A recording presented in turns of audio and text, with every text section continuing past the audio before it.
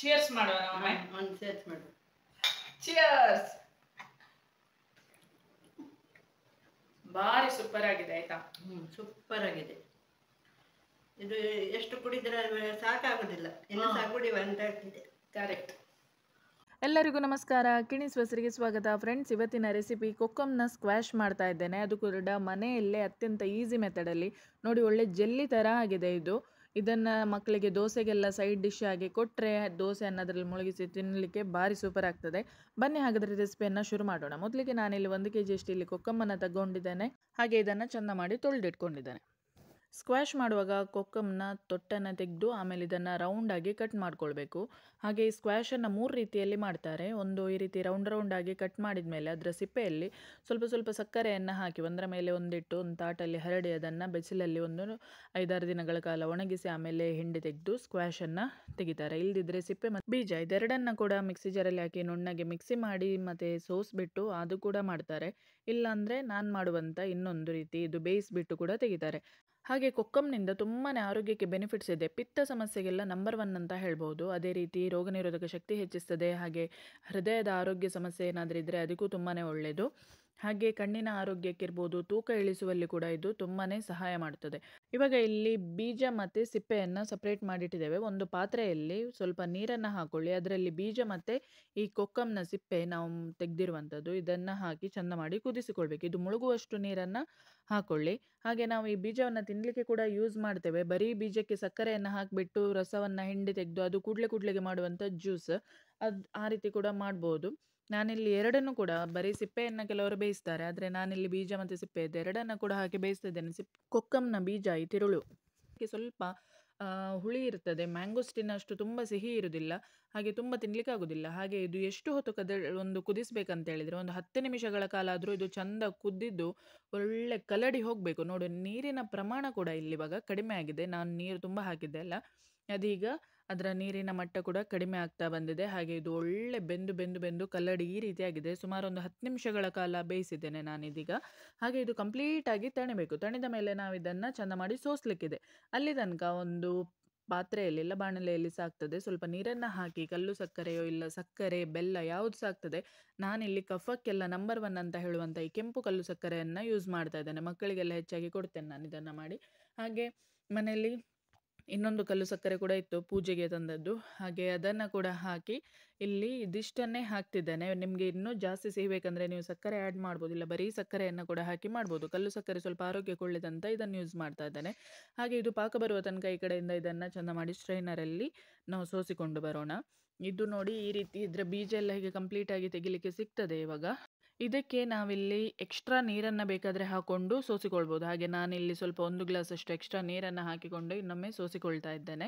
ಇಲ್ಲಿ ಈ ಕಡೆಯಿಂದ ಪಾಕ ಏನಾಗಿದೆ ನೋಡ್ಕೊಂಡು ಬರೋಣ. ನೋಡಿ, ಇಲ್ಲಿ ಪಾಕ ತುಂಬ ಗಟ್ಟಿ ಆಗಲಿಕ್ಕಿಲ್ಲ. ಇದಕ್ಕೆ ಪಾಕ ಸಾಧಾರಣ ನೋಡಿ, ಈ ರೀತಿ ನೊರೆ ಬರುವ ಟೈಮಲ್ಲಿ ಅದೆಲ್ಲ ಕಲ್ಲು ಸಕ್ಕರೆ ಮೆಲ್ಟ್ ಆಗಿ ನೊರೆ ಬರುವ ಟೈಮಲ್ಲಿ ಈ ತೆಗೆದಿರುವಂಥ ಪಲ್ಪನ್ನು ಹಾಕಿ ಇದು ಕೂಡ ಒಂದು 10 ನಿಮಿಷಗಳ ಕಾಲ ಆದರೂ ಕುದಿಸಿಕೊಳ್ಬೇಕು. ಅಂದರೆ ಅದು ದಪ್ಪಗಾಗಬೇಕಲ್ಲ ಸ್ಕ್ವಾಶ್, ಹಾಗೆ ತುಂಬ ಚೆನ್ನಾಗಿರ್ತದೆ ಆಗ. ಇಲ್ಲಿ ಇವಾಗ ಇದು ಕುದಿಲಿಕ್ಕೆ ರೆಡಿ ಆಗುವಾಗ ನಾವಿಲ್ಲಿ 1 ಸ್ಪೂನಷ್ಟು ಕಾಳು ಮೆಣಸಿನ ಪುಡಿ, ಪೆಪ್ಪರ್ ಪೌಡರ್, ಹಾಗೆ 1 ಸ್ಪೂನಷ್ಟು ಡ್ರೈ ಜಿಂಜರ್ ಒಣಶುಂಠಿ ಪುಡಿ, ಹಾಗೆ ಅರ್ಧ ಸ್ಪೂನಷ್ಟು ಜೀರಿಗೆ ಪುಡಿಯನ್ನು ಹಾಕಿದ್ದೇನೆ. 3 ಬಗೆ ಹಾಕಿದ್ದು, ಕಾಳು ಮೆಣಸಿನ ಪುಡಿ ಮತ್ತು ಡ್ರೈ ಜಿಂಜರ್ ಪೌಡರ್, ಹಾಗೆ ಸ್ವಲ್ಪ ಜೀರಾ ಪುಡಿ. ಇದನ್ನು ಹಾಕಿ ಒಂದು 10 ನಿಮಿಷಗಳ ಕಾಲ ಕುದಿಸಿದರೆ ಇದು ಎಷ್ಟು ಒಳ್ಳೆ ತಿಕ್ಕಾಗಿ ತುಂಬ ಚೆನ್ನಾಗಿರ್ತದೆ. ಹಾಗೆ ತಣಿದ ಮೇಲೆ ಇದನ್ನು ಕಂಪ್ಲೀಟಾಗಿ ತಣಿಬೇಕು. ತಣಿದ ಮೇಲೆ ಸ್ಟೋರ್ ಮಾಡಿ ಹೊರಗಡೆ ಇಡ್ಬೋದು, ಒಂದು ಬಾಟಲಲ್ಲಿ ಹಾಕಿ ಇಲ್ಲ ಒಂದು ಜಾರಲ್ಲಿ ಹಾಕಿ ಫ್ರಿಜ್ಜಲ್ಲೂ ಇಡ್ಬೋದು. ಇವಾಗ ಇದು 10 ನಿಮಿಷದ ನಂತರ ಈ ರೀತಿಯಾಗಿದೆ. ಇದರದ್ದು ಕೂಡ ಈಗ ನೋಡಿ ನೀರೆಲ್ಲ ಕಡಿಮೆ ಆಗಿದೆ, ಸ್ವಲ್ಪ ಫುಲ್ ಇತ್ತಲ್ಲ. ಹಾಗೆ ಇದೀಗ ಕಂಪ್ಲೀಟಾಗಿ ತಣಿದ ಮೇಲೆ ನಾನು ಇದನ್ನು ಒಂದು ಗ್ಲಾಸ್ ಜಾರಲ್ಲಿ ಹಾಕಿ ಫ್ರಿಜ್ಜಲ್ಲಿ ಇಡ್ತೇನೆ. ಮರುದಿನ ಯಾವ ರೀತಿಯಾಗಿದೆ ಅಂಥೇಳಿ ನಿಮಗೆ ತೋರಿಸ್ತಾ ಇದ್ದೇನೆ ಇಲ್ಲೀಗ. ನೋಡಿ, ಇವತ್ತೀಗ ಜ್ಯೂಸ್ ಮಾಡೋದೆ, ಹಾಗೆ ಕೋಲ್ಡ್ ಆಗಿದೆ. ಮಳೆ ಬಂದರೂ ಕೂಡ ತುಂಬಾ ಸೆಕೆ ಇದೆ. ಇವಾಗಂತೂ ಕೊಕ್ಕಮ್ ಹೇರಳವಾಗಿ ಎಲ್ಲ ಕಡೆ ಮಾರ್ಕೆಟಲ್ಲೇ ಸಿಗುತ್ತೆ. ನೀವು ಕೂಡ ಈ ಸ್ಕ್ವಾಶನ್ನು ಮಾಡಿ, ತುಂಬ ರುಚಿಯಾಗಿರ್ತದೆ. ನೋಡಿ, ಇವಾಗ ಇದು ಜೆಲ್ಲಿ ಥರ ತುಂಡು ಬರ್ತಾ ಇದೆ. ನೋಡಿ, ಫ್ರಿಜ್ಜಲ್ಲಿ ಇಟ್ಟಿರೋದಲ್ವ, ಹಾಗೆ ಜೆಲ್ಲಿ ಥರ ಆಗಿದೆ. ಫ್ರೀಝರಲ್ಲಿ ಇಡಲಿಲ್ಲ ನಾನು, ಹೀಗೆ ನಾರ್ಮಲ್ ಫ್ರಿಜ್ಜಲ್ಲಿ ಇಟ್ಟಿದ್ದು, ಬಟ್ ತಿಕ್ಕಾಗಿದೆ ಅದು. ಹಾಗೆ ಈ ರೀತಿ ಆಗಿದೆ. ಇದನ್ನಿವಾಗ ಒಂದು 4 ಸ್ಪೂನಷ್ಟು, ಅಂದರೆ ಈ ಸ್ಪೂನ್ ಬರೀ ಸಣ್ಣದಿದು ವುಡನ್ ಸ್ಪೂನ್, ಹಾಗೆ 4 ಸ್ಪೂನಷ್ಟು ನಾನು ಒಂದೊಂದು ಗ್ಲಾಸಿಗೆ ಹಾಕ್ಕೊಳ್ತಾ ಇದ್ದೇನೆ. ನಾವು ತಿನ್ನಲಿಕ್ಕೆ ಯೂಸ್ ಮಾಡುವಂಥ ಸ್ಟೀಲ್ ಸ್ಪೂನ್ ಇದೆಯಲ್ವ, ಅದರಲ್ಲಾದರೆ 2 ಸ್ಪೂನ್ ಸಾಕಾಗ್ತದೆ. ಹಾಗೆ ಇಲ್ಲಿ ಕೋಲ್ಡ್ ನೀರನ್ನು ಕೂಡ ಹಾಕ್ತಾ ಇದ್ದೇನೆ. ಅಗತ್ಯ ಇದ್ದರೆ ನಿಮಗೆ ಐಸ್ ಕ್ಯೂಬ್ಸನ್ನು ಬೇಕಾದರೆ ಹಾಕಿಬಿಟ್ಟು ಕುಡಿಬೋದು. ಹಾಗೆ ಇದನ್ನು ಹಾಕಿ ಸ್ಪೂನಲ್ಲಿ ಇನ್ನೊಮ್ಮೆ ಚೆಂದ ಮಾಡಿ ಇದನ್ನು ಮಿಕ್ಸ್ ಮಾಡ್ಕೊಳ್ಬೇಕು, ಯಾಕಂದರೆ ತಳಭಾಗದಲ್ಲಿ ಅಲ್ಲೇ ಸ್ಕ್ವಾಶ್ ನಿಂತಿರ್ತದೆ, ಸ್ವಲ್ಪ ದಪ್ಪಗಿರೋದ್ರಿಂದ ಅದು. ಹಾಗೆ ಈ ರೀತಿ ಚೆಂದ ಮಾಡಿ ಸ್ಪೂನಲ್ಲಿ ಮಿಕ್ಸ್ ಮಾಡಿದರೆ ಒಳ್ಳೆ ಜ್ಯೂಸ್ ರೆಡಿಯಾಗಿದೆ. ಸೂಪರ್ ಆಗಿದೆ ಆಯಿತಾ. ಖಾರ, ಹುಳಿ, ಸ್ವೀಟ್ ತುಂಬ ಚೆನ್ನಾಗಿದೆ ಇದು. ಈಗ ದೊಡ್ಡಮ್ಮ ಇದ್ದಾರೆ, ಇವರಿಗೆ ನಾನಿಲ್ಲಿ ಜ್ಯೂಸ್ ಅನ್ನ ಕೊಡ್ತೇನೆ, ಹೇಗಾಗಿದೆ ಅಂತ ಹೇಳಿ. ತುಂಬಾ ಒಳ್ಳೇದಾಗ್ತದೆ. ಬೇಸಿಗೆಗಾಲದಲ್ಲಿ ಎಂತಾದ್ರೂ ಮಾಡಿ ಕುಡಿಬೇಕು. ಈಗ ಮಳೆಗಾಲ ಅಂದ್ರೆ ಮಳೆ ಅಂದ್ರೆ ಎಂತ, 1 ಗಂಟೆ ಮುಂಚೆ ಅವತಾರ ಶುರು ಆಗ್ತದೆ, ಗುಡುಗು ಮಿಂಚು. ಮಳೆ ಬರೋದು 5 ರಿಂದ 10 ನಿಮಿಷ. ಸೆಕೆ ಕಂಡಪಟ್ಟೆ ಉಂಟು ಇನ್ನು ಕೂಡ, ಮಳೆ ಬಂದ್ರು ಕೂಡ. ಆದ್ರೆ ಇದನ್ನೆಲ್ಲ ಕುಡಿದ್ರೆ ಸ್ವಲ್ಪ ತಂಪಾಗ್ತದೆ. ಹೌದು, ಇದ್ರಲ್ಲಿ ಎಂತ ಇಲ್ಲ, ಟೇಸ್ಟ್ ಬರ್ತಾ ಉಂಟು ನಿಮ್ಗೆ, ಹೇಳಿ ಸ್ವಲ್ಪ. ಟೇಸ್ಟ್ ಕುಡಿಯುವಾಗ ಒಂದು ಖಾರ ಹುಳಿ ಎಲ್ಲ ಬರ್ತದೆ, ಒಳ್ಳೇದಾಗ್ತದೆ ಕುಡಿಲಿಕ್ಕೆ. ಖಾರ ಹುಳಿ ಮತ್ತೆ ಸಿಹಿ ಇಲ್ವಾ? ಸಿಹಿ ಸಹ ಸ್ವಲ್ಪ, ಸಿಹಿ ಇಲ್ಲ, ಸ್ವಲ್ಪ ಸಿಹಿ ಇದೆ.